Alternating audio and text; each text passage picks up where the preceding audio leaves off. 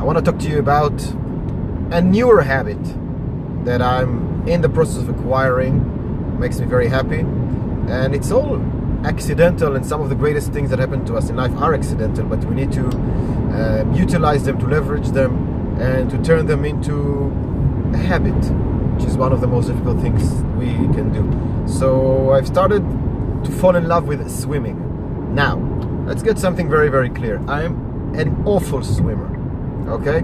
I can only do breaststroke, and even that, I don't know how to put my head under the water. You know, I don't know how to do the real breaststroke. So like a dog, I keep my head above water.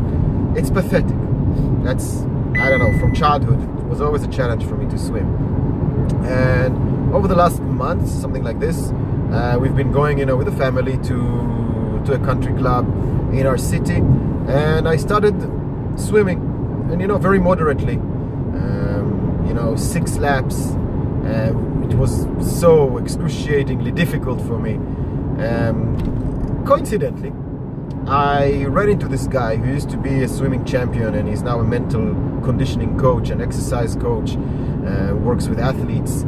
I saw him in a training that he gave to one of our offices, to one of the Remax offices. They invited me, and I had the opportunity to meet with him. And we had another meeting, a personal meeting yesterday. We were talking business, how we can incorporate his style of coaching and mentoring into the real estate world, into the business world. Very interesting. And we met at at his office, which is in a kibbutz. The kibbutz has a swimming pool, and he said, "Let's go swimming." We did some work together. He obviously immediately recognized all the things that I'm doing wrong, but the interesting thing was that he noticed mental things that I was doing wrong. Of course, my technique is awful. It's really it's a film on how not to swim, but it's not just a technique. He noticed that I was fighting with the water, struggling, subconsciously afraid, of letting go, of surrendering myself to the water, the fear of drowning, all these instinctive fears. And he gave me exercises to do, which yesterday I found very difficult. Breathing exercises, diving exercises, and I started immediately yesterday afternoon, and today early in the morning I already implemented these exercises, and I feel much better. I was able to swim easily today, 10 laps, and it was much easier than the 6 that I did less than a month ago. Much less effort, much less pause time between laps, doing my diving exercises, my breathing exercises, trying to get everything in sync. And of course it's a process, but these are the things that we need in order to acquire a new habit. And I think I discussed it in another video, but it's worth hearing again. Do you want to acquire a new habit? Okay, what you need to do is go through 4 steps. First step is anticipation. Anticipation is the easiest step because we're looking forward to this new habit. It's something that we know is going to improve our lives, whether it's professional, whether it's personal, health-wise, it doesn't really matter. We know that quitting smoking, going on a diet, exercising, implementing a new strategy in our business, a new activity, we all know these are good things. So we anticipate, we say, hey, I'm gonna rock the world. That's step 1. Then everybody, including the strongest, the strongest people mentally, we go through the second step, which is regression. When our anticipation hits reality. When it hits reality, we understand that acquiring a new habit is not as easy as we thought. It requires discipline, and it requires giving up on things, and reprioritizing our day, our behavior, going through some pain, which nobody likes to go through.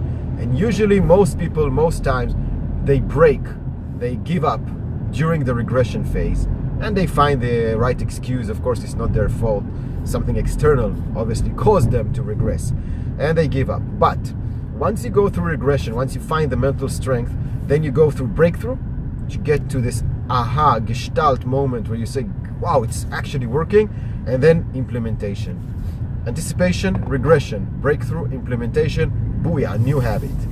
Now, how do you get to the breakthrough? How do you power through the regression? Well, one of the things you need to do is you need to take baby steps, and you need to create sense of achievement. Every time, sense of achievement. Every small increment, every small victory is a huge achievement. You need to celebrate these achievements. You need to be very, very at peace with yourself. Set realistic small goals and take one step up. And I have to share with you this great tidbit, this great tip that I got from this guy. His name is Dan Valenci. great tip that I got. He's just talking and I'm just picking up on small tips. And he said, okay, let's say that you want to go, he works with athletes. And he asked the athlete, okay, where do you want to be? And the athlete said, I want to be a world champion. Okay, you understand that in order to be a world champion, you need to go from 4 exercises, 4 training sessions a week to 16. Sure, 4 to 16, no problem, I can do it. And then he says to him, okay, so for the next month, you're going to add 2 more every week. You're going to go from 4 to 6. The athlete goes like, what?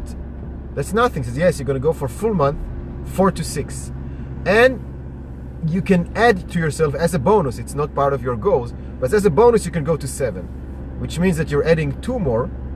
And there's another one that is an extra bonus. If you want to do it, you do it. If you don't do it, don't be angry with yourself because you only need to do 2 more. Okay. If you don't do, well, of course you failed. But if you do the 3, which means for a full month, you do the two that you have to plus the bonus one. Okay, so now you go to 4 plus 1 or 3 plus 1. Okay, for another month. If you fail to keep up with any one of these steps, you go back to the previous step. You go back to 2 plus, 3 plus, and so on. Every time you set a goal to yourself, you take baby steps, circle of control, something you know you can create a sense of achievement around. And then if you think you can challenge yourself even more because of your discipline, your desire, your passion, then you do plus 1. But the plus 1 is a bonus. You don't have to do it. If you do it, cool. If you don't do it, that's no problem. Don't feel bad about yourself. Then the athlete says to him, but it's going to take me a long time. You said I need to go from 4 to 16, but for a full month I'm only adding 2. And then for another month I'm going to add 1 more, 2 more. It's going to take me almost a year to get to 16. And this is where you learn the greatest lesson. Great things take time. Practice, discipline, training, mastery. 10,000 hours to be great at something.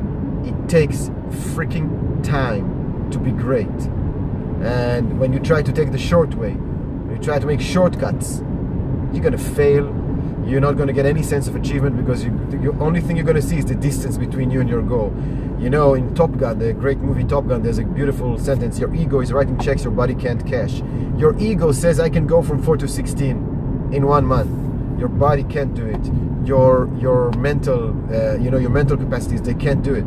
It's too big, and then you're going to fail, and you're going to have a mirror of your failure, boom, right here in your face. And you're just going to give up.